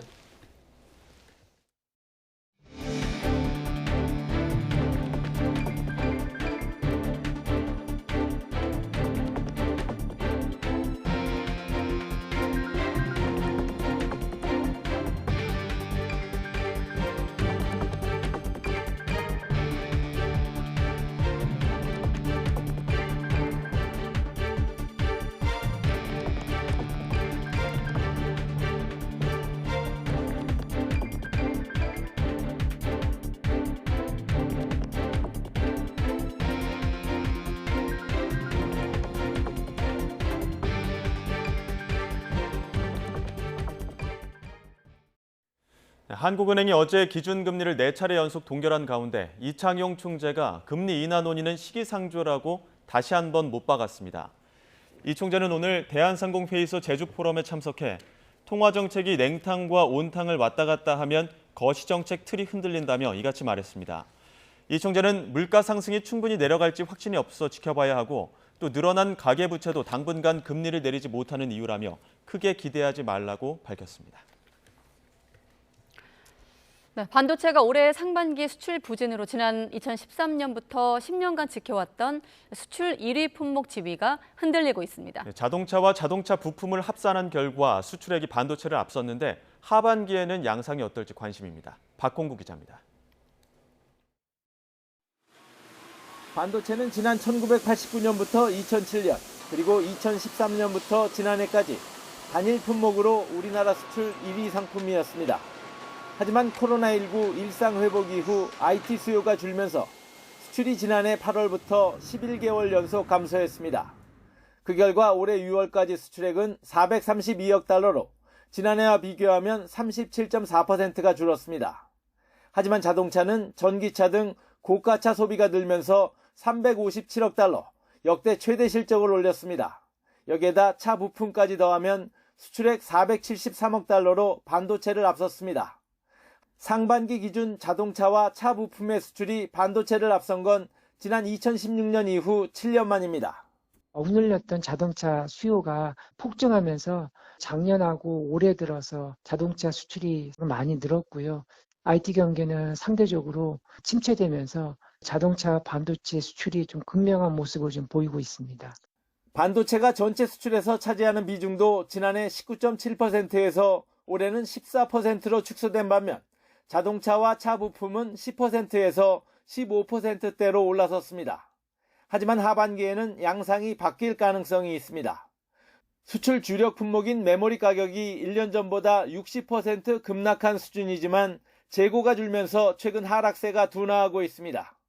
여기에다 감산 효과가 더해지고 4분기부터는 챗GPT 등 인공지능 서비스 확대에 따른 고부가가치 메모리 수요가 늘 것으로 보이기 때문입니다. 고대역폭 메모리라고 불리는 HBM 쪽이 수요가 지금 많이 늘어나고 있는 상황이고 삼성전자 역시도 이에 적극적으로 대응하려는 모습을 보이고 있기 때문에 따라서 하반기에는 반도체 경기가 살아나고 글로벌 자동차 수요 증가세가 주춤한다고 가정했을 때 수출 품목 순위도 바뀔 수 있습니다. 하지만 전기차 등 친환경차 판매는 계속 늘고 중국과 베트남 같은 주요 반도체 수입국들의 경기 부진이 개선되지 않고 있어 판세는 연말쯤 가서야 가려질 것으로 보입니다. YTN 박홍구입니다. 네, 서울 양평 고속도로 종점 변경 논란이 진실공방으로 번지고 있습니다. 쟁점은 김건희 여사 일가가 바뀐 종점에 땅을 소유한 사실을 국토부가 사전에 알았느냐 하는 겁니다. 네, 대안을 처음 제시한 설계업체까지 직접 나서 기술적 판단에 따른 결정이었다고 설명했습니다. 대안이 나오게 된 경위와 그 이유를 경제부 윤혜리 기자와 짚어보겠습니다. 어서 오십시오. 네, 종점 변경 논란, 정치권 논리에 따라 여러 좀 속도감 있게 이 프레임이 계속 바뀌었는데 아무튼 오늘 윤혜리 기자와 지금까지 상황을 차근차근 설명해 보겠습니다. 자, 논란의 시작, 이 노선이 담긴 전략 환경 영향 평가 보고서 공개되면서 시작이 됐는데 어떤 논의를 거쳐서 대안이 나오게 된 건지부터 이해해 보죠. 네, 이 서울 양평 고속도로 건설 사업은 지역 주민들에게는 정말 오래된 수건 사업이었습니다. 네. 이 고속도로가 뚫리면 양평에서 서울 잠실까지 차로 20분 만에 갈 수 있고 이 양평을 찾는 관광객들도 더 늘어날 수 있는 상황이었죠. 지난 2017년 정부의 고속도로 건설 계획에 포함됐고 그로부터 5년 뒤 이 예비 타당성 조사를 통과합니다. 이때 검토됐던 게 경기도 하남시와 양평군 양서면을 종점으로 하는 지금의 원안입니다.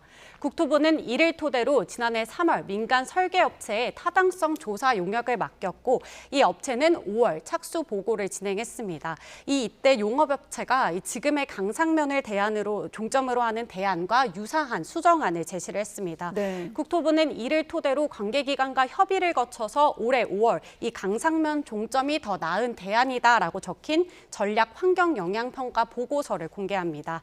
이번 달 원안과 대안을 두고 어떤 게 더 나을지 이 주민 설명회를 개최할 예정이었는데요. 강상면 인근에 김건희 여사 일가의 땅이 있다는 사실이 알려지면서 그 바로 특혜 크게 의혹이 일었습니다.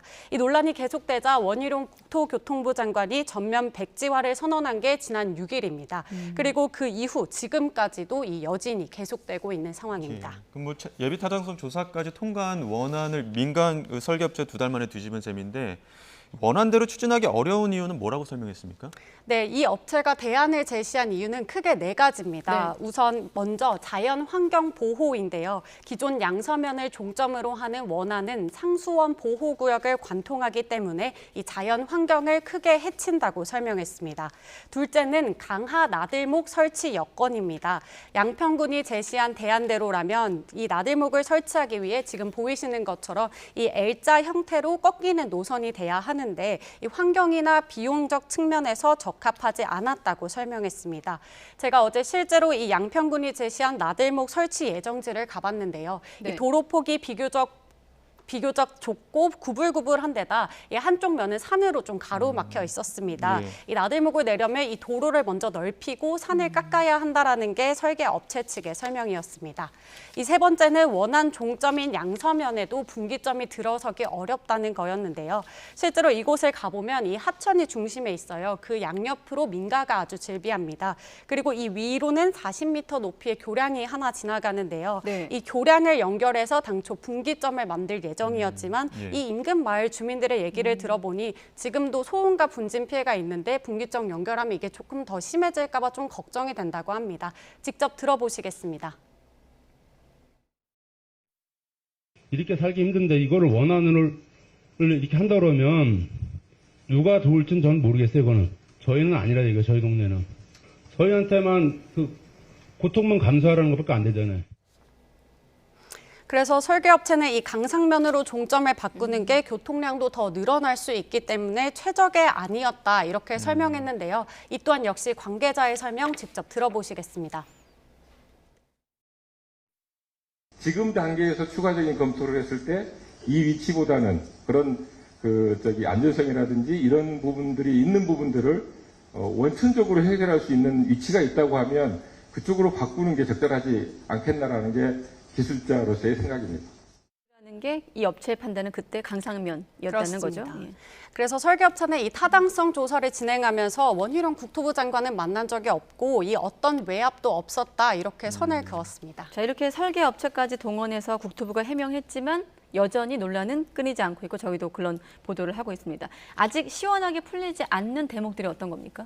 네, 일단 설계업체와 국토부의 설명을 다 인정한다 하더라도 이 예비 타당성 조사는 한 1년여 걸쳐서 진행이 됩니다. 네. 이 원안을 민간 용역업체가 2달 만에 바꿨다는 건데요. 이 현장 설명회에서는 이런 부분들에 대해서 이 기자들의 질문이 많이 이어졌습니다. 네. 설계업체는 이 현 방향 제시는 충분히 할 수 있다 이렇게 답했는데요. 이런 국책 사업을 정하는데 현장 조사도 여러 번 필요하고 이 교통량에 대한 명확한 분석도 필요한데 이게 불과 2달 만에 이뤄졌다는 겁니다. 또 다른 논란은 왜 지금 와서야 이런 해명들을 좀 내놨냐 이건데요. 이 원장관이 지난 6일 날 이 백지화 전면 백지화를 발표했는데요. 네. 이 백지화 선언하기 이전에 이런 좀 해명들이 나올 수 있었는데 왜 이제서야 이런 해명들이 나왔냐는 겁니다. 이 설계업체도 사실상 백지화를 한 이후에 등장했거든요. 예. 이처럼 뒤늦게 해명이 계속해서 이루어지면서 이 의혹을 키웠다라는 이런 비판도 나오고 있습니다. 예. 국토부는 또 이 타당성 조사 과정에서 뭐 노선이 달라지는 경우도 흔하다 이렇게 설명을 하고 있는데 실제로도 그렇습니까? 네, 국토부가 공개한 자료를 보면 실제로 1999년 이후 고속도로 신설 사업 24건 가운데 한 14건이 시작과 종점이 바뀌었습니다. 특히 2010년 이후에 추진된 10개 사업 가운데 절반이 노선이 변경됐는데요. 예. 이 실제로 어떻게 노선이 달라졌는지 최근 사례를 몇 가지 비교를 해봤습니다. 네. 지난 2020년 예비 타당성 조사를 통과한 계양 강화 고속도로의 경우 이 종점이 인천 강화군 강화읍 갑곡리에서 조금 더 아래로 내려온 신정리로 바뀌었습니다. 원안보다 종점이 아래로 살짝 더 내려오면서 전체 노선 길이는 1.6km 정도 짧아졌는데요. 네. 그 다음 사례를 보면 이 부산 신안 김해 고속도로 사례도 조금 비슷합니다. 경남 김해시 불암동에서 활천동으로 종점이 바뀌었고 이 과정에서 역시 역시 0.7km 노선이 단축됐습니다. 하지만 보이시는 것처럼 전체적인 틀은 크게 달라지지 않았는데요. 이번 서울과 양평 고속도로의 경우 광주시와 인접한 중심축을 중심으로 전체 노선의 한 55% 정도가 변경이 됐죠. 그러니까 기존안과 변경안을 다른 예하고 비교해봐도 두 가지 선이 아까는 좀 겹쳐져 있었는데 이번 안 양평 같은 경우는 많이 벌어져 있다 이런 설명이죠? 네. 맞습니다. 그런데 이렇게 많이 좀 달라진 경우가 있었냐라는 네. 질문에 국토부가 이제 새로운 사례를 제시를 했는데요. 2010년 예비 타당성 조사를 통과한 이 양평과 이천 고속도로 사례를 제시를 했습니다. 이 파란색이 예비 타당성 조사를 통과한 원안이고 네. 분홍색이 타당성 조사 과정에서 바뀐 대안이고 이 빨강색이 실제 설계안으로 지어졌는데 이게 크게 확연히 달라진 거를 좀 확인을 할 수가 있습니다. 잠시만요. 파란색이 예비 타당성 아니고 네. 핑크색? 거기가 이제 타당성 조사 아니고? 안에서 네. 이제 적절하다고 판단한 노선이고 이제 예. 빨간색은 실제로 이제 설계된 노선입니다. 설계안. 네. 이렇게 세 개가 다 달라진 경우도 있다라고 제시를 했는데요. 국토부는 이런 사례를 토대로 오히려 예비 타당성 조사 안대로 가는 경우가 드물다고 해명했습니다. 직접 들어보시겠습니다. 예타 안대로 가는 거는 없다고 보시면 됩니다. 조금이라도 그러니까 마을을 하나를 피한다든지 아니면 종점이나 시점부가 뭐 이렇게 접속되어야 될 부분이 여기 있던 게 밑으로 좀 한 100m라도 내려온다든지. 그러니까 국토부는 오히려 예비 타당성 조사 안대로 가는 경우는 드물다라고 설명을 했는데 아까 제시한 다른 사례에서 타당성 어떤 기간이 얼마나 걸렸는지 좀 궁금하긴 하네요. 자, 그리고 또 한 가지 주민들 얘기인데 양평 현장에 가보니 주민들 얘기는 어떻습니까?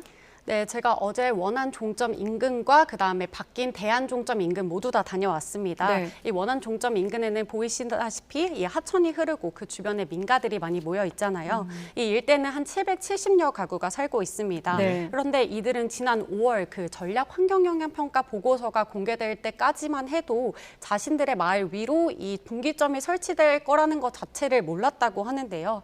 이 또 사업이 백지화되기까지 이 당사자인 지역 주민들의 정작 의견은 뒷전으로 밀려서 이 불만을 토로하기도 했습니다. 또 주민들 입장에서는 뭐 사업이 재개되길 바라는 분들도 있을 텐데 뭐 앞으로 어떻게 되는 겁니까? 아직 현재까지는 사업 재개 여부가 불투명한 상황입니다. 이 주민들은 무엇보다 재개를 간절하게 바라고 있는 상황인데요. 네. 국토부는 현재 제기된 여러 의혹과 논란이 해명되기 전까지 사업을 다시 추진하긴 어렵다고 설명했습니다. 뭐 일각에서는 이게 정부의 5개년 계획에 포함된 만큼 잠시 중단된 것이지 아예 백지화되지는 않지 않겠냐 이런 전망도 하고 있는데요. 다만 이 원안과 대안을 모두 가능성 열어두고 이 어떤 게 양평 주민들에게 더 나은 대안인가 이 모든 과정을 투명하게 공개하는 게 무엇보다 필요해 보입니다. 네, 알겠습니다. 양평 고속도로 관련 논란 오늘은 경제부 윤혜리 기자와 함께 알아봤습니다. 수고했습니다.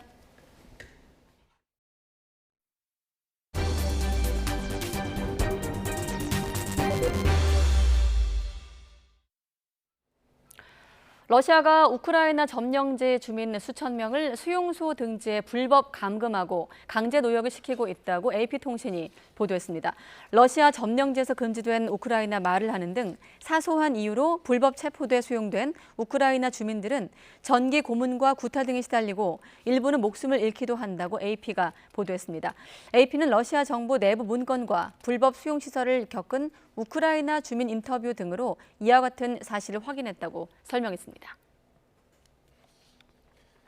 미 월스트리트 저널은 바그너 그룹 수장 예비게니 프리고진이 지난달 24일 무장 반란을 일으킨 뒤 이를 빌미로 구속돼 조사받은 고위 장교가 최소 13명으로 전해졌습니다. 직무가 정지되거나 해임된 고위 장교도 15명 정도인 것으로 전해졌습니다. 대표적 숙청 대상 인사는 러시아군 2인자 세르게이 수로비킨 러시아 항공우주군 사령관으로 반란 개입 여부를 두고 여러 차례 조사받았지만 아직까진 범죄 혐의가 없다고 매체는 덧붙였습니다. 나토 정상회의를 마치고 핀란드를 찾은 조 바이든 미국 대통령이 푸틴이 이미 졌다면서 러시아의 핵 사용 가능성에 선을 그었습니다. 반란을 일으켰던 바그너 그룹 수장 프리고진 독살 가능성을 경고하기도 했는데요. 이런 가운데 미국이 제공한 집속탄이 도착하자 우크라이나는 전장을 바꿀 것이라며 반겼습니다. 이종수 기자의 보도입니다. 사울리 니니스토의 핀란드 대통령과 공동 기자회견을 연 바이든 대통령. 바이든 대통령은 푸틴 대통령이 이미 졌다며 러시아가 협상에 나설 것으로 전망했습니다. The answer is Putin's already lost the war. Is used. He could end the war tomorrow. He could just say, I'm out. 바이든 대통령은 서방뿐 아니라 중국과 세계가 핵무기 사용은 안 된다고 여러 차례 전달한 점을 들어 러시아의 핵무기 사용 가능성에 대해선 선을 그었습니다. 바이든 대통령은 반란을 일으킨 용병그룹 수장 프리고진의 신병과 관련해선 푸틴의 독살 가능성을 경고했습니다. If I were he, I'd be careful what I ate.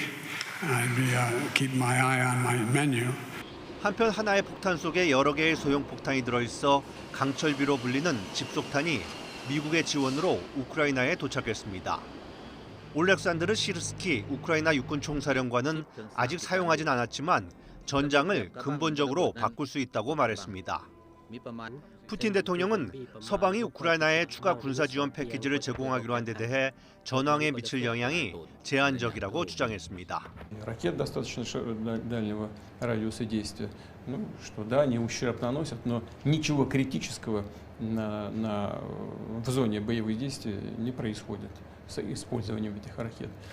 푸틴 대통령은 서방 전차는 구소련제 전차보다도 훨씬 잘 불탄다면서 무기 추가 공급은 아무런 변화를 일으키지 못하고 상황을 악화할 뿐이라고 강조했습니다. YTN 이종수입니다. 전 세계 40여 개국 정상이 모인 나토 정상회의가 현지 시각으로 지난 12일 막을 내린 가운데 젤렌스키 우크라이나 대통령의 트윗이 서방국들의 분노를 샀던 것으로 뒤늦게 알려졌습니다. 대체 뭐라고 썼길래 회의장에 들썩들썩했을까요? 문제의 글은 이렇습니다. 시간표가 정해지지 않는 것은 전례 없고 터무니없다. 불확실성은 나약합니다. 기대했던 이번 나토 정상회의에서 우크라이나의 가입 시기를 명확히 해주지 않자 불만을 터뜨린 건데요. 그동안 우크라이나를 적극적으로 지원했던 서구 국가들은 젤렌스키 대통령의 트윗을 보고 불쾌감을 드러냈습니다. 나토 회의장에서도 그 분위기가 감지됐는데요. 젤렌스키 대통령의 트윗 이후 각국 관계자들이 모여 대응 방안을 논의했고 아예 공동선언문에서 우크라이나의 나토 가입 관련 문구를 조금 더 후퇴하는 쪽으로 재검토하는 방안까지 거론된 것으로 알려졌습니다. 벤 월리스 영국 국방부 장관은 우크라이나를 겨냥해 조금 더 감사한 태도를 보일 필요가 있다며 우린 주문한 대로 보내주는 온라인 쇼핑몰 아마존이 아니라고 불편한 심기를 드러냈습니다. 같은 날 제이크 설리번 미 국가안보 보좌관도 미국인들은 어느 정도 감사를 받을 자격이 있다고 말하기도 했습니다. 과거 바이든 대통령도 젤렌스키 대통령에게 불편한 감정을 드러낸 적이 있습니다. 지난해 6월 미국이 우크라이나에 무기와 자금을 지원하기로 결정한 후 양국 정상이 전화 통화를 나눴는데요. 젤렌스키 대통령이 화력이 부족하다며 더 많은 무기 지원 목록을 열거하자 바이든 대통령은 요구하기 전에 고마움부터 표해야 하는 거 아니냐며 버럭했던 것으로 뒤늦게 알려졌습니다. 서방 국가들은 한마디로 좀 고마워해라 이렇게 이야기하고 있습니다. 이런 정서가 깔려 있는 건데요. 우크라이나에 더 많은 무기를 지원할수록 서방은 그만큼 자국의 무기고를 덜어내야 하는 상황이기 때문입니다. 영국 언론은 이런 해석을 내놓기도 했는데요. 부모가 아이에게 내년에도 선물을 받으려면 친척한테 감사 편지를 써야 한다고 하는 것과 같다고 말이죠.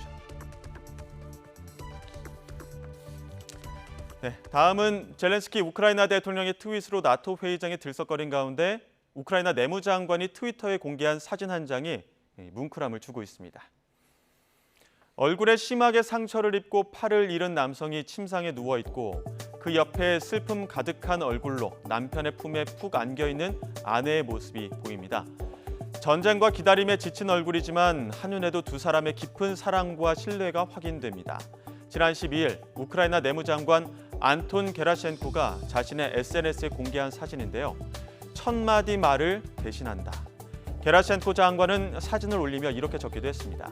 그러면서 사진 속 남성은 우크라이나 방어군인 안드리이로 최전선에서 중상을 입고 양팔과 두 눈, 청력을 일부 잃었다고 전했습니다. 전쟁의 충격과 뭉클한 부부애를 전한 이 사진 단번에 조회수 100만 회를 넘겼고 5,000회 가까이 공유됐습니다.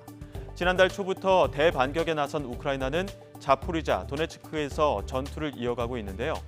외신에 따르면 안드레이는 남부 자포리자 전투에서 중상을 입은 것으로 전해졌습니다. 네, 연극계 원로인 남명렬 배우가 후배 손석구 배우를 향해 오만하다면서 일침을 놨습니다. 지난달 손석구 배우가 연극 나무 위의 군대 기자간담회에서 가짜 연기라고 한 발언을 비판한 건데 당시 손 배우의 얘기부터 들어보겠습니다.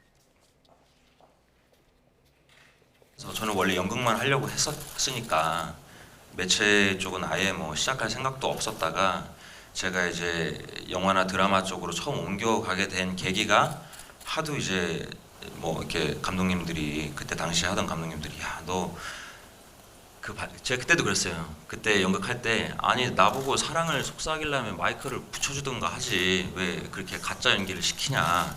전 그게 이해가 안 됐거든요. 그런 것 때문에 저는 솔직히 그만두었었어요. 네, 이해가 안 됐거든요. 그럼 질문은 무엇이었을까요? 당시 기자들이 나무 위의 군대 무대가 350석가량의 소극장인데 마이크를 쓴 이유에 대해서 질문했고 이렇게 답을 한 겁니다. 여기에 대해서 남명렬 배우는 오늘 페이스북에 관련 기사를 링크하고 하하하 그저 웃는다. 그 오만함이란 부자가 된 사람, 든 사람, 난 사람이 아니라는 것만 덧붙인다. 제가 그대로 전했는데요. 그러면서 이런 댓글을 남기기도 했습니다. 진심으로 진짜 연기로 속삭였는데도 350석 관객에게 들리게 하는 연기를 고민해야 할 것이라면서 연극할 때 그 고민을 안 했다면 연극만 하려 했다는 말을 거두어 드리라고 하기도 했습니다. 또 속삭여도 350석 정도는 소리로 채우는 배우는 여럿 있다며 이 모든 연기는 허구의 인물을 연기하는 것일진데 진짜 연기가 무엇이라 규정하는 자체가 어불성설이라고 비판하기도 했습니다. 남 배우는 이후 이유는 밝히지 않은 채 이 글을 스스로 삭제했습니다.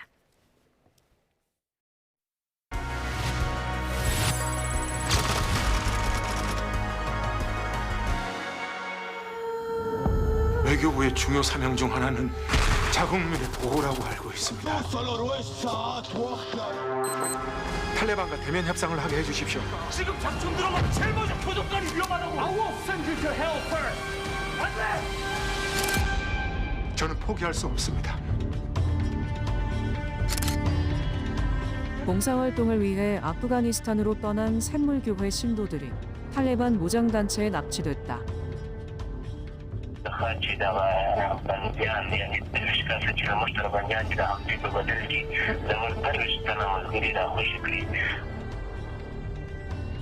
정보협상단은 부족 원로, 종교 지도자들에게 중재를 요청하며 간접 협상을 진행했다.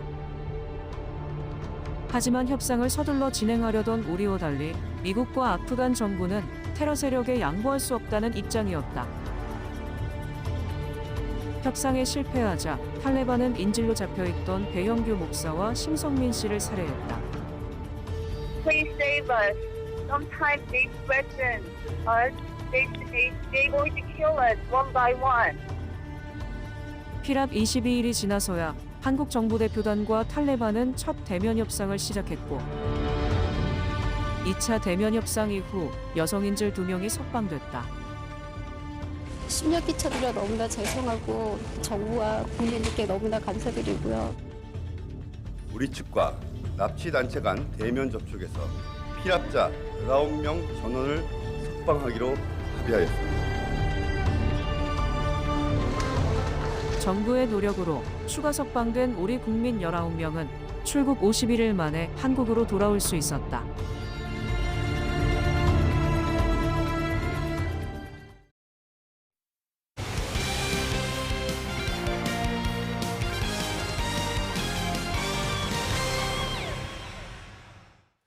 파리 생제르맹으로 이적한 이강인 선수가 오는 9월 아시안게임 축구대표팀으로 부름을 받았습니다.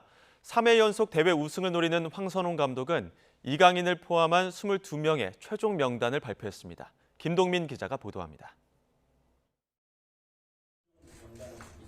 황선홍 감독은 3가지 기준을 갖고 22명의 선수들을 뽑았다고 밝혔습니다. 팀과 K리그에서의 포지션 경쟁력, 여러 포지션을 소화할 수 있는 멀티 능력, 그리고 하나의 팀이 되기 위한 협업 능력입니다. 단연 눈에 띄는 선수는 이강인입니다. 황선홍 감독은 이강인의 전 소속팀 마요르카와는 차출을 합의했지만 팀 이적으로 협의가 다시 필요해졌다고 말했습니다. 강인의 의지가 상당히 강하고 저희 팀도 강인에 대한 기대를 많이 하고 있기 때문에 앞으로 좀 조율을 좀 해 나가야 될 부분이고 저는 굉장히 좀 긍정적으로 생각을 하고 있습니다. 이강인 활용법에 대해서는 A플랜, B플랜 구상은 있지만 팀을 위해 선수와 더 소통하는 것이 필요하다고 말했습니다. 와일드카드로는 전북의 미드필더 백승호와 수비수 박진섭, 울산의 측면 수비수 서령우가 발탁됐습니다. K리그에서 충분히 검증이 된 선수들이라고 생각을 하고 있고 또 박진섭 선수나 백승호 선수는 또 한 팀에서 뛰고 있기 때문에 그런 시너지도 또 기대를 할 수 있을 것 같고요.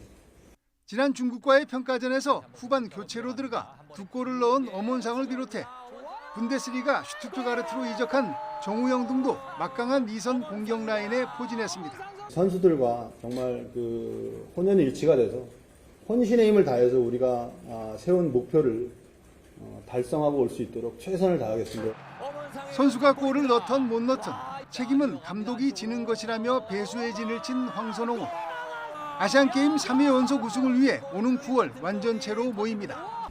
YTN 김동훈입니다. 장마 전선이 계속해서 많은 비를 뿌려대고 있습니다. 현재 레이더 화면 보시면 이 붉은색으로 보이는 강한 비구름이 경기와 강원 남부, 또 충청과 전북 지역에 발달해 있는데요. 시간당 40에서 50mm의 장대비가 관측되는 곳도 있습니다.